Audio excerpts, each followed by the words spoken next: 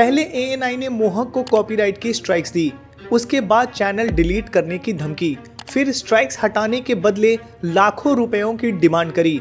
और जब मोहक ने वीडियो बनाकर लोगों को अपनी तरफ से सच बताने की कोशिश की तो एएनआई ने सीधा दिल्ली हाई कोर्ट में 2 करोड़ 10 लाख का डिफेमेशन केस फाइल कर दिया। अब इस कंट्रोवर्सी के बाद कुछ इंपॉर्टेंट सवाल खड़े हो जाते हैं, जैसे कि क्या एएनआई की तरफ से डाली गई कॉपीराइट की स्ट्राइक्स लेजिट थी या कॉपीराइट लॉ का मिसयूज हुआ। दूसरा कि क्या स्ट्राइक्स हटाने के बदले पैसे मांगना एक नॉर्मल बिजनेस प्रैक्टिस है या ये एक्सटॉर्शन है। और तीसरा सबसे इंपॉर्टेंट, जो क्लिप्स मोहक ने यूज करी क्या वो फेयर यूज के अंडर आती है या फिर मोहक को कोई मिस इन्फॉर्मेशन हुई। इस वीडियो में हम इन्हीं सब सवालों का जवाब ढूंढने वाले हैं, वो भी फैक्ट्स के साथ।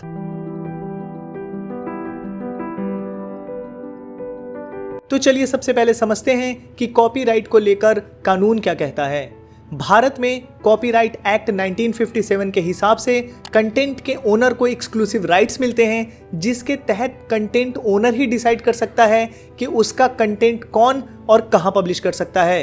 कॉपीराइट लॉ किसी भी क्रिएटर या किसी भी कंपनी को उनके कंटेंट को मिसयूज होने से प्रोटेक्ट करता है। इसी के साथ यहाँ पे ये बताना भी जरूरी हो जाता है कि भारत और अन्य देशों में कॉपीराइट लॉ में एक फेयर यूज की पॉलिसी भी है, जिसके तहत कोई भी इंसान किसी और का क्लिप यूज कर सकता है बिना कॉपीराइट के वायलेशन के या बिना उनकी परमिशन के, जिसके बारे में हम वीडियो में आगे डिटेल में बात करेंगे। इसके बाद आ जाते हैं यूट्यूब की पॉलिसी पर। यूट्यूब पर कॉपीराइट 2 तरीकों से काम करता है, एक है कॉपीराइट क्लेम और दूसरा कॉपीराइट स्ट्राइक। कॉपीराइट क्लेम का मतलब है कि आपकी वीडियो तो डिलीट नहीं होगी, लेकिन उस वीडियो से जो भी रेवेन्यू आएगा वो उस ओरिजिनल कंटेंट ओनर को जाएगा जिसका कंटेंट आपने अपनी वीडियो में यूज करा है। उदाहरण के तौर पे आपने देखा होगा कि जब आप किसी म्यूजिक कंपनी के गानों को यूज करते हैं, चाहे रिमिक्स करने के लिए, चाहे डांस के लिए, चाहे और भी किसी पर्पस के लिए, तो आपकी वीडियो पर एक कॉपीराइट का क्लेम आता है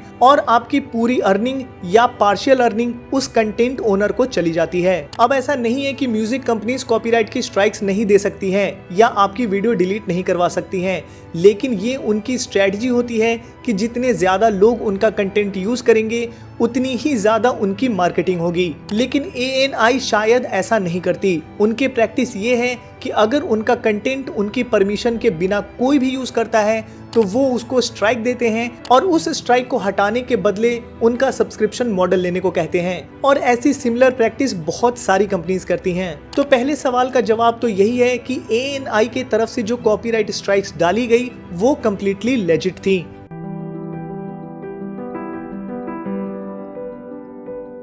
अब आते हैं दूसरे सवाल पर, क्या स्ट्राइक्स हटाने के बदले जो पैसों की डिमांड की गई वो एक रेगुलर बिजनेस मॉडल है या फिर एक्सटॉर्शन का एक तरीका। तो देखिए, जब कोई कंपनी आपसे कहती है कि उनका कंटेंट यूज करने के लिए आपको सब्सक्रिप्शन लेना पड़ेगा या लाइसेंस फी देनी पड़ेगी, तो ये टेक्निकली एक लीगल बिजनेस मॉडल है। बहुत सारी मीडिया कंपनीज जैसे कि रूटर्स, एपी, एएफपी और भी बाकी दूसरी न्यूज एजेंसीज इसी तरीके से ऑपरेट करती हैं। अब एएनआई की बात करें तो एएनआई ने भी यही किया। उन्होंने पहले कॉपीराइट की स्ट्राइक्स दी, फिर कहा कि अगर आपको हमारा कंटेंट यूज करना है तो लाइसेंस या सब्सक्रिप्शन ले लीजिए। मोहक ने अपने वीडियो में ये क्लेम किया है कि स्ट्राइक्स हटाने के लिए उनसे 2 साल के सब्सक्रिप्शन के बदले 30 लाख रुपए मांगे गए थे। अब अगर ये बात सच भी है तो भी ये लीगली एक्सटॉर्शन नहीं कहलाएगा जब तक उसमें क्रिमिनल इंटिमिडेशन या इल्लीगल प्रेशर का एलिमेंट प्रूव ना हो। एक्सटॉर्शन का मतलब होता है थ्रेट देकर जबरदस्ती किसी से पैसा लेना,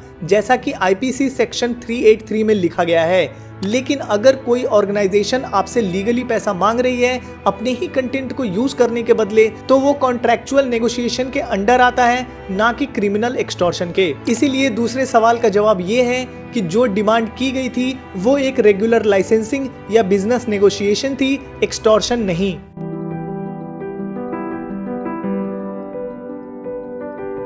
तीसरा और सबसे बड़ा सवाल, क्या जो क्लिप्स मोहक ने यूज करी थी वो फेयर यूज पॉलिसी के अंदर आती है या फिर उनको कॉपीराइट लॉ की मिस इन्फॉर्मेशन हुई।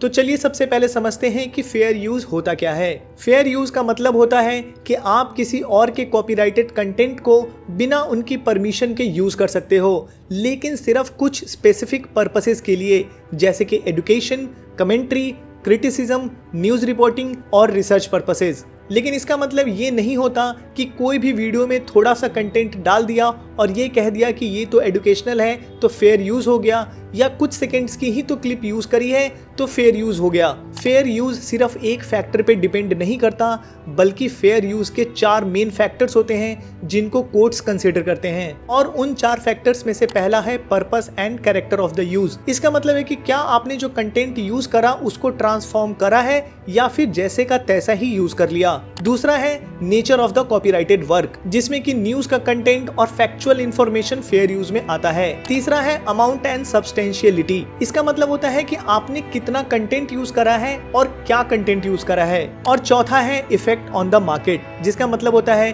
कि क्या आपके यूज से उस ओरिजिनल क्रिएटर को कोई फाइनेंशियल लॉस तो नहीं हो रहा। और यूट्यूब के कॉपीराइट सिस्टम में फेयर यूज का डिसीजन यूट्यूब नहीं बल्कि अल्टीमेटली कोर्ट लेती है, और कोर्ट इन चारों फैक्टर्स को कंसीडर करती है।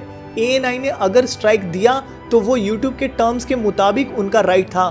मोहक चाहते तो काउंटर क्लेम कर सकते थे और इस इशू को कोर्ट तक ले जा सकते थे। तो तीसरे सवाल का जवाब ये है कि मोहक ने भले ही 9 या 10 सेकंड की क्लिप ही यूज करी, लेकिन वो फेयर यूज है या नहीं ये चीज लीगली डिबेटेबल है, और मोहक को कॉपीराइट लॉ के इंटरप्रिटेशन में कुछ मिसअंडरस्टैंडिंग जरूर है।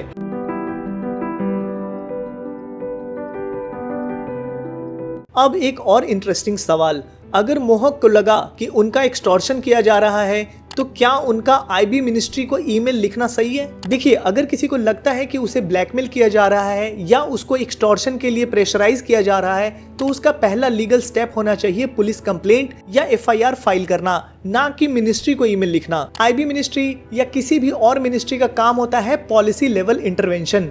उनका रोल होता है ब्रॉडकास्टिंग रूल्स, मीडिया एथिक्स या मिसलीडिंग एडवर्टाइजमेंट्स जैसे मैटर्स में। लेकिन कॉपीराइट या एक्सटॉर्शन जैसे क्रिमिनल या सिविल डिस्प्यूट्स के लिए प्रॉपर लीगल चैनल्स होते हैं, जैसे कि कोर्ट या पुलिस। इसीलिए जब मोहक ने कहा कि उन्होंने IB मिनिस्ट्री को ईमेल किया है तो लीगली उसका कोई डायरेक्ट रेलेवेंस नहीं बनता, स्पेशली जब बात हो कॉपीराइट स्ट्राइक और पैसे डिमांड करने जैसी चीजों की। और सबसे बड़ी दिक्कत ये थी कि मोहक ने वीडियो में सिर्फ अपनी स्टोरी शेयर नहीं की, बल्कि ANI पर ओपनली एक्सटॉर्शन और ब्लैकमेल जैसे सीरियस एलिगेशंस लगा दिए। उसके बाद फेयर यूज के कंसेप्ट को भी मिस रिप्रेजेंट करा, जिससे लोगों के बीच में कंफ्यूजन और मिस इन्फॉर्मेशन फैला। अगर उन्हें लगा था कि उनके साथ गलत हो रहा है तो उनके पास प्रॉपर लीगल ऑप्शंस अवेलेबल थे, और वो कोई छोटे क्रिएटर नहीं है।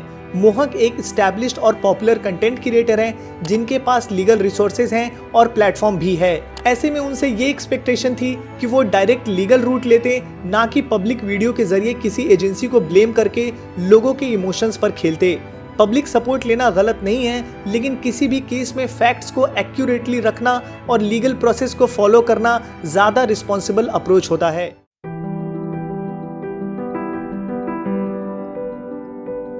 वीडियो को कंक्लूड करते हुए मैं यही कहना चाहता हूं कि मोहक मंगल एक बहुत ही अच्छे और टैलेंटेड क्रिएटर हैं। उनकी वीडियोस मैं काफी टाइम से देखता आ रहा हूं। उनकी वीडियोस बहुत ही ज्यादा इंफॉर्मेटिव और एक्यूरेट होती हैं। और इस कंट्रोवर्सी पे मेरा अपना ओपिनियन यही है कि दोनों को बैठकर बातचीत करके कोई बीच का रास्ता निकालना चाहिए, क्योंकि हम नहीं चाहेंगे कि मोहक मंगल जैसे क्रिएटर किसी भी तरीके की लीगल ट्रबल में फंसे या किसी भी तरीके से उनके चैनल या उनकी वीडियोस को कोई भी नुकसान हो। बाकी आप लोगों का ओपिनियन इस कंट्रोवर्सी को लेकर क्या है, आप लोग कमेंट सेक्शन में जरूर बताइएगा। इसी के साथ वीडियो को समाप्त करता हूं और मिलता हूं आपसे नए वीडियो में किसी नए इशू के साथ में। जय हिंद, जय भारत।